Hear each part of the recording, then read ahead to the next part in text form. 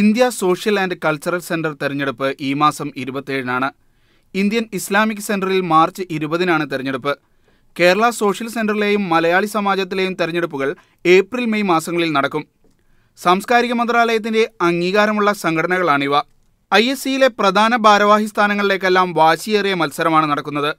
President, vice president, വിനോദ വിഭാഗം secretary എന്നീ സ്ഥാനങ്ങളിലേക്ക് 3 പേർ വീതം മത്സരരംഗത്തുണ്ട്. പ്രസിഡന്റ് സ്ഥാനത്തിനായി വൈസ് പ്രസിഡന്റായിരുന്ന PS ജേക്കബും MK രവി മേനോനും D നടരാജനും രംഗത്തുണ്ട്. ജനറൽ സെക്രട്ടറി സ്ഥാനത്തേക്ക് ജോൺ P വർഗീസും R വിനോദും മത്സരിക്കുന്നു. ഇന്ത്യൻ സമൂഹത്തിനു വേണ്ടി ക്രിയാത്മകമായി പലതും ചെയ്യാനുണ്ടെന്ന് സ്ഥാനാർത്ഥികൾ പറയുന്നു. അബുദാബിയിലെ സ്കൂൾ പ്രവേശന പ്രതിസന്ധി പരിഹരിക്കാൻ സംഘടന സ്വന്തമായി സ്കൂൾ തുടങ്ങണമെന്നാണ് പ്രസിഡന്റ് സ്ഥാനാർത്ഥി PS ജേക്കബ് പറയുന്നത്.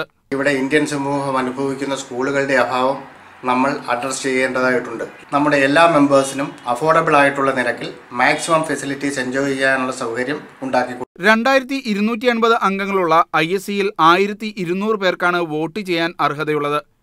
27-ന് രാത്രി 10:30-ക്ക് വോട്ടെടുപ്പ് ആരംഭിക്കും.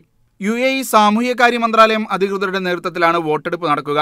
ഇന്ത്യൻ ഇസ്ലാമിക് സെന്ററിൽ വർഷങ്ങളായി ഐക്യകണ്ഠേന ഭാരവാഹികളെ തെരഞ്ഞെടുക്കുകയാണ് പതിവ്. കേരള സോഷ്യൽ സെന്ററിലെയും മലയാളി സമാജത്തിലെയും തെരഞ്ഞെടുപ്പ് തീയതികൾ പ്രഖ്യാപിച്ചിട്ടില്ല.